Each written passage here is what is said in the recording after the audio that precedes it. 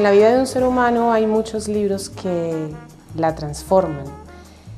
En especial a mí me transformó un libro que se llama Alicia en el País de las Maravillas. Cada uno de los personajes puede identificarse con una parte de mi vida y cómo he dado respuesta a ciertas cosas que me han sucedido. Siempre tiendes a identificarte con un personaje.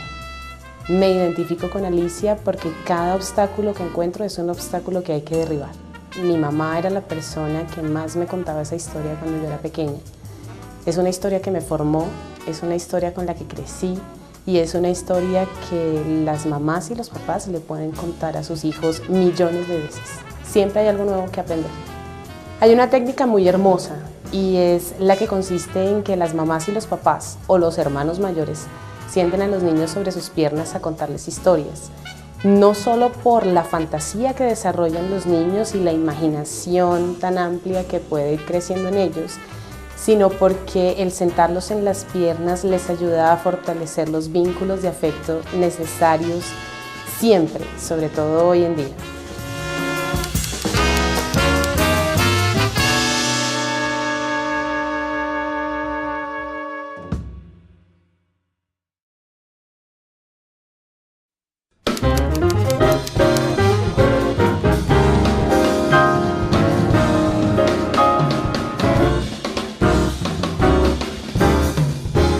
En este momento recuerdo un libro bien interesante que se llama La Rueda de la Vida. Es una autobiografía de Elizabeth Kubler, que realmente es una profesional en el área de la salud, que a través de su experiencia frente a la atención en salud empezó a hacer unas reflexiones muy fuertes sobre qué era su propia vida y cómo la capacidad de cambio y transformación había que darla durante la etapa que llamamos vida y no esperar como a llegar a los últimos momentos, aquellos que nos ponen cerca a la muerte, para podernos transformar. Es un libro que además de ser una experiencia vital, histórica, también me permitió como verme reflejada allí y entender que las decisiones que me permiten hacer cambios en mi vida y en la vida de los demás se tienen que tomar en el momento justo para disfrutarlas a través de la vida. Tengo una vivencia muy cercana en este momento, es con mi sobrina, tiene apenas 4 años y me ha enseñado a leer el mundo, no a leer solamente libros. Me ha llamado la atención entender que cuando ella pasea por esta ciudad, recorre Bogotá, hace una lectura de la ciudad a través de los signos y los símbolos y todavía no integra palabras como lectura escrita. Eso quiere decir que leer no se trata solamente de la lectura de signos y símbolos, sino que nosotros leemos contextos, ambientes culturales, formas de relacionarnos con los demás.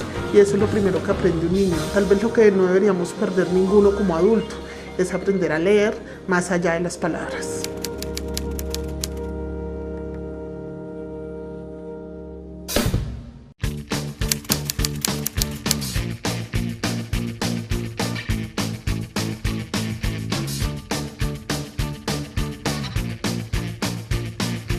El libro que transformó mi vida, digamos que no hay uno solo, pero hay uno que me generó un gran impacto, que fue el libro de Adam Smith, que es un gran economista que la gente consideraba que era inglés, pero realmente es irlandés, y él habló siempre del juego de la demanda y la oferta que se movía sola. Muchos de ustedes seguramente han oído hablar de la mano invisible de Adam Smith, y es esta mano. Yo siempre pensé que la oferta y la demanda jugaban solos, que el gobierno no debería intervenir porque la gente se ponía de acuerdo como en la época de los indígenas, donde simplemente yo traía sal y cambiaba sal por una oveja o cosas así y me quedaba muy tranquila. Pero resulta que eso no es así y el Estado sí tiene que intervenir y por eso la mano invisible no aplica, sino que el Estado tiene que empezar a intervenir. Lo que pasa es que es un libro bastante técnico, entonces es un libro un poco aburrido cuando uno está de estudiante, pero después se da cuenta que este señor era muy inteligente y que realmente escribió cosas que son muy reales y muy aplicables al día a día.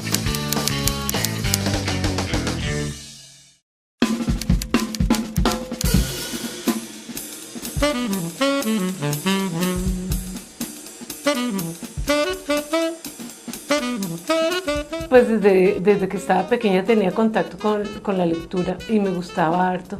Sin embargo, cuando empezó mi adolescencia encontré una autora que me encanta, que es Virginia Woolf, y de pronto leyendo el libro El cuarto de Jacob, empecé a entender que escribir tenía que ver con lo cotidiano, que tenía que ver con lo simple, con lo sencillo, que uno no tenía por qué pensar que si no existían las grandes ficciones, uno no podría abordar la lectura.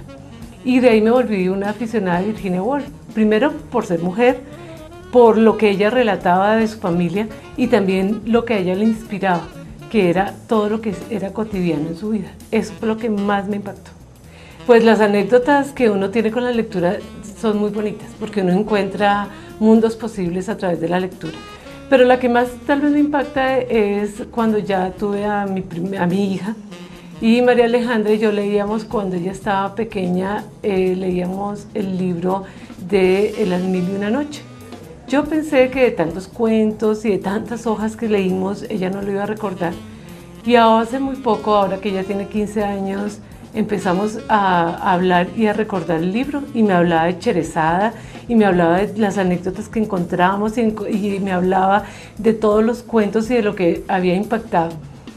Después de 11 años, uno saber que hay ese nivel de recordación, para mí ha sido muy, muy impactante. Contar cuentos, contar anécdotas, hacer muchos juegos de palabras, contarles muchas anécdotas a través del canto, eso impacta muchísimo a los niños. Y yo estoy segura que un niño con un amplio repertorio del lenguaje es un niño que ha tenido fácil acceso a la lectura o a estos procesos lingüísticos que son fundamentales.